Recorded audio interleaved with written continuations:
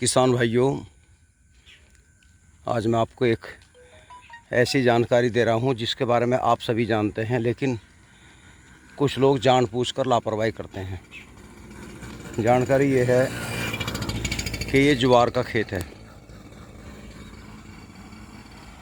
ये 1 एकड़ से कम नहीं है, ज़्यादा ही होगा। इसकी ज्वार निमटे भी 1 महीना हो गया। ये ऐसी पट पड़ा है, अभी इसमें कोई जुताई नहीं हुई।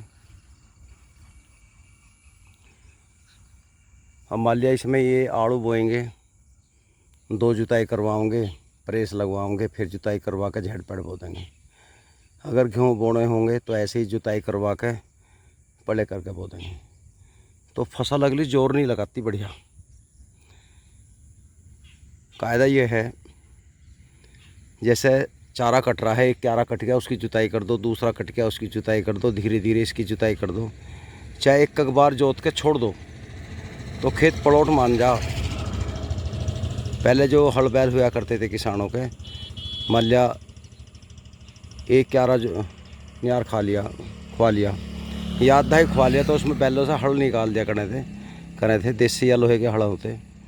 हमने खुद हल चलाया। ये ऐसी है कोई 70-75 की बात। तो हमारी ज्वार जितनी भी कटती थी हम उससे जुताई करते थे। सूखे खेत में डले पट जाते, हाथ भी दुखन लगे थे, हल को पकड़ो। तो उससे क्या होता, जितने खेत में एक बार तजुर्बा किया मैंने, एक खेत था 5 बीघे, हमने वो आधा खेत की जुताई कर दी। ऐसे जोतते चले गए, लास्ट में 2-2.5 क्यारे बच गए उसके। इतना सूख गया वो भादवे में। इन्हीं दिनों की बात थी, भादवा सोच की, कि बारिश पड़ी नहीं थी, कि उसमें हल घड़ान लगा, धरती में नहीं पड़ा बिल्कुल भी। तो हमने क्या किया, जब नवंबर में गेहूँ बोने शुरू करे तो अक्टूबर के लास्ट में उसकी पलेवा कर दी पूरे खेत की, जिसमें जुता हुआ था, डले पटे हुए थे। तो आप यकीन नहीं करने, उसमें तो इतना तकड़ा गेहूँ जमा, काला ढीठ, बहुत तकड़ा लास्ट तक। और जिसमें वो पट में ऐसे पलेवा हो गई थी, पानी दे दिया था हमने, उसमें जोर नहीं लगाया। एक तो उसमें खरपतवार बहुत हुआ, और उसमें गेहूँ लास्ट तक मरे रहे, बाल भी छोटी रही, खाद भी खूब गिर लिया, वो मज़ा नहीं आया। तो मेरा कहने का मतलब ये है कि खेत को ऐसा मत छोड़ो, उसकी जुताई होनी चाहिए। अब बताइए, ये पट पड़ा, हो सकता अपना ट्रैक्टर ना हो, किराए का भी हो तो जुतवा लेना चाहिए। लिकड़ता पड़ता जब भाई इनको भाई इसमें खूड़ काट दिए, तो थोड़ा किसान को एक्टिव होना पड़ेगा अगर अच्छी पैदावार लेनी है। खेती जो है जुताई से होती है, ना कि पट में। अब मैं आगे और बढ़ता हूँ, आपको दिखाता हूँ।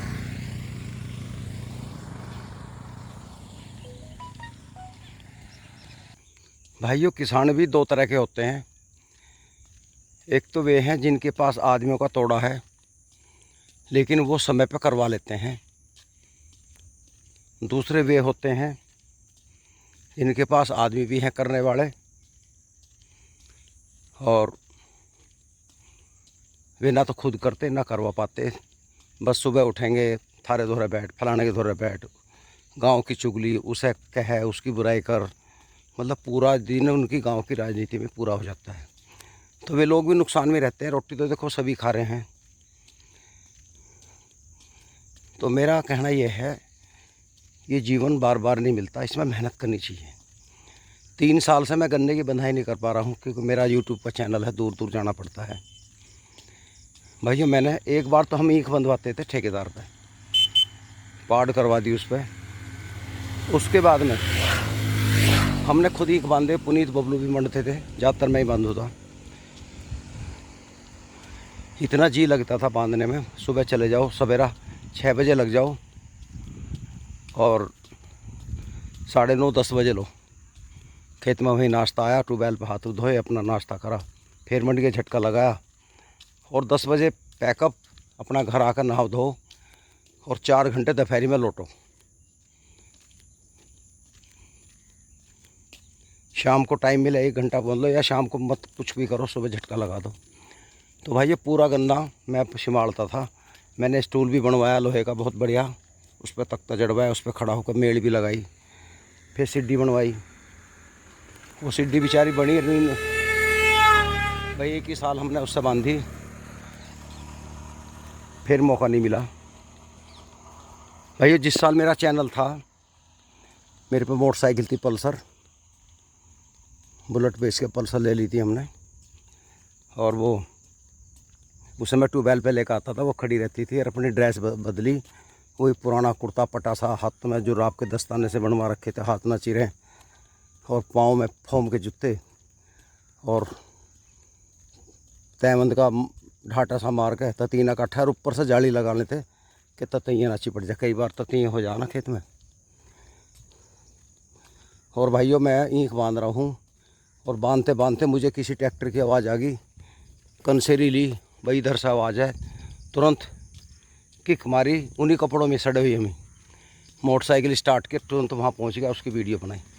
मैं दिन में मतलब सुबह से दोपहर तक 5-6 वीडियो भी बना लेता था। नमस्कार साहब।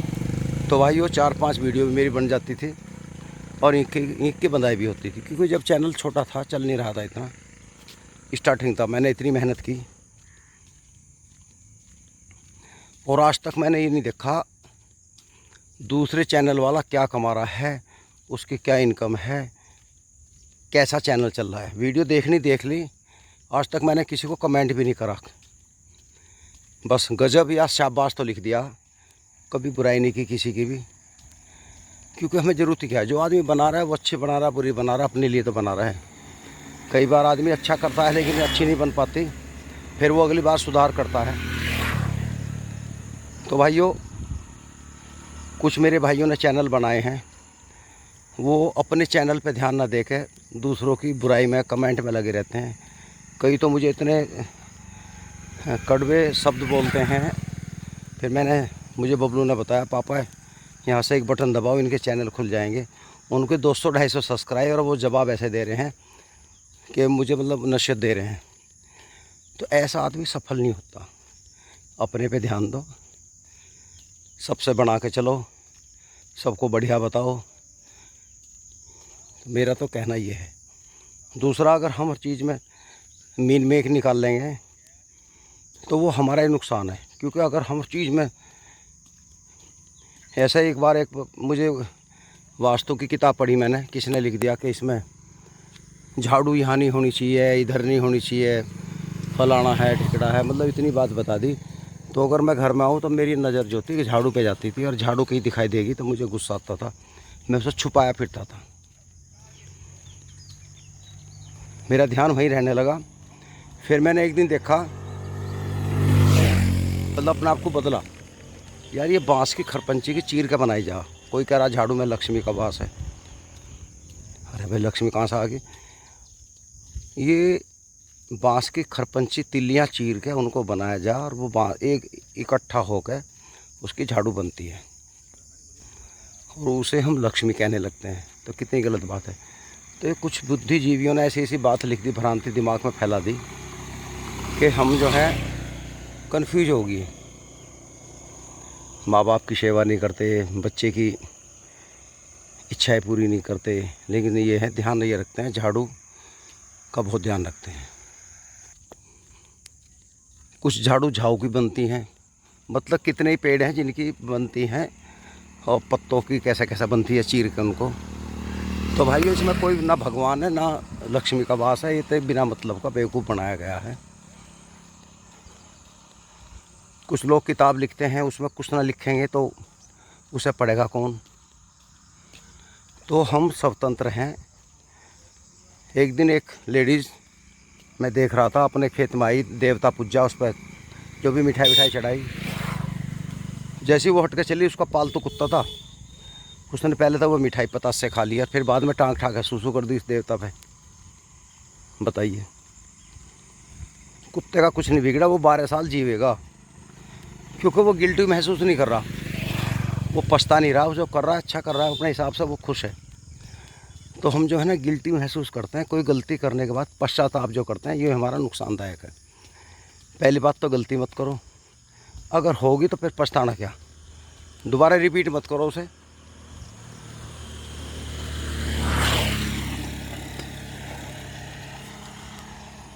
तो भाइयों बात चल रही थी गन्ना बंधाई की। अब जैसे ये गन्ना गिर गया, मैंने एक बार 30 वर्षीय पेड्डी मैं उसमें शुरू हो गया बांधने, अब वो इस तरह तिरछी होने लगी। मैंने स्टूल रख रखा है और उसे 2-2 मेढे मिलाए। मतलब ये है कि मैंने उसे गिरन नहीं दिया। उसका 93 कुंटल प्रति बीघा का एवरेज निकाला।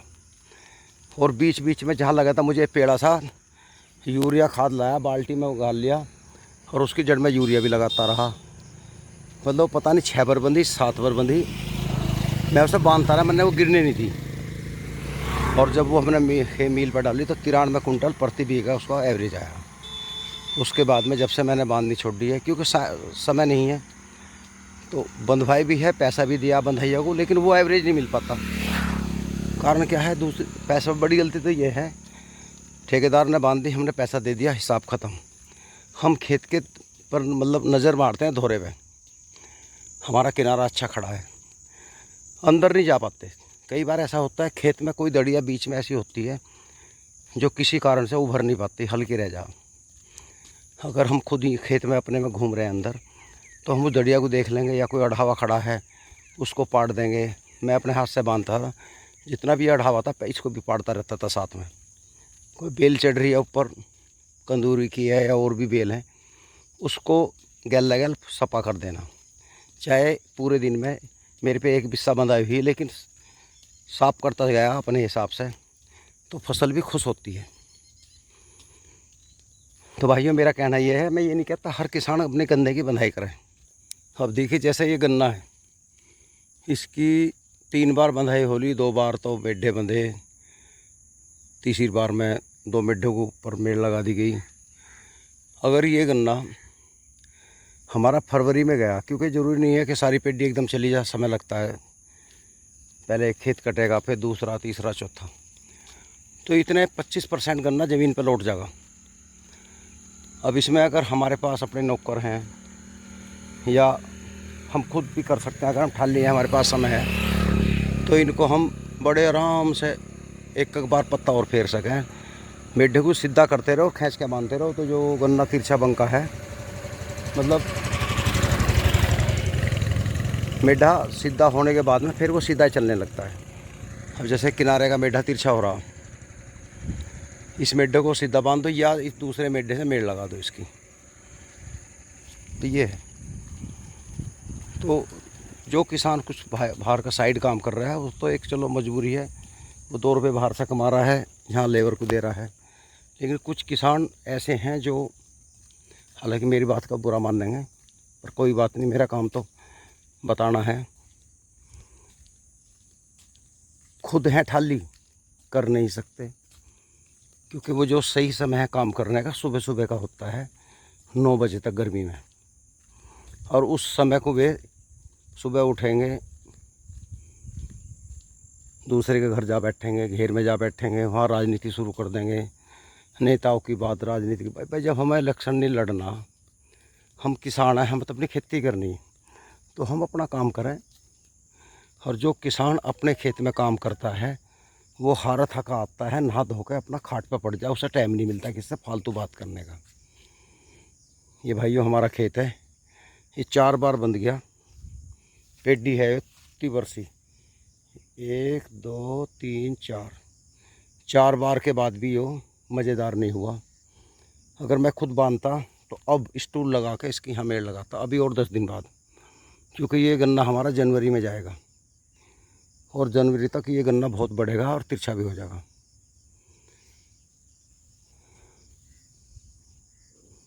और सहारा मिलने से गन्ने की लंबाई बढ़ती है। देखो, जो गन्ना बंद का सिर दब गया, छोटा है, वो तो मूड़ा बन गया, वो तो नहीं होता। बाकी को हम संभाल सकते हैं। भाइयों, ये हमारा टंच विधि का गन्ना है। इसमें हमने लेट मिला, एक मज़दूर हमें मिट्टी चढ़वा रहे हैं, बहुत महंगी पड़ रही है, लेकिन कोई बात नहीं, क्योंकि ये हमारा फरवरी मार्च में जाएगा, मार्च में बल्कि। तो कल पानी दिया बबलू ने इसे। लागत ज़्यादा हमने यूँ नहीं लगाई, क्योंकि ये ढह जाता, ख़राब हो जाता, इसलिए यहाँ गोरे का खेत है, सड़क के किनारे, ये धीरे धीरे चल रहा है। जो भी एवरेज देगा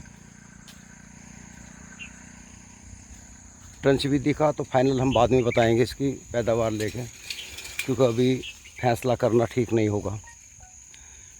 हाँ, इतना ज़रूर है, अगर हमें पावर टीलर है तो 4 फुट पर बोलो मट्टी वो चढ़ा देगा, क्योंकि 5 फुट ज़्यादा चौड़ाई हो जाती है उसके हिसाब से। और नहीं तो भैया सबसे बढ़िया तो यह है ट्रैक्टर और उसके यंत्र होने चाहिए। छोटा किसान इतने महंगे यंत्र खरीद के जाएगा कहाँ।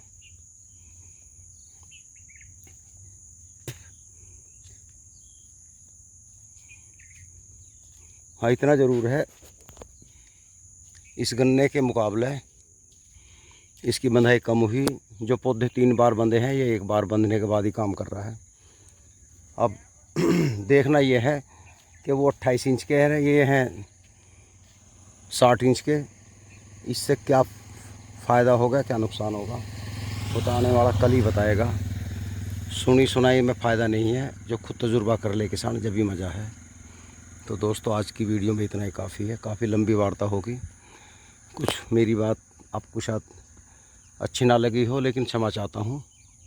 कोशिश तो मैं अच्छे की करता हूँ, तजुर्बे बताता हूँ, बाकी अमल करना तो आप लोगों का काम है। नमस्कार।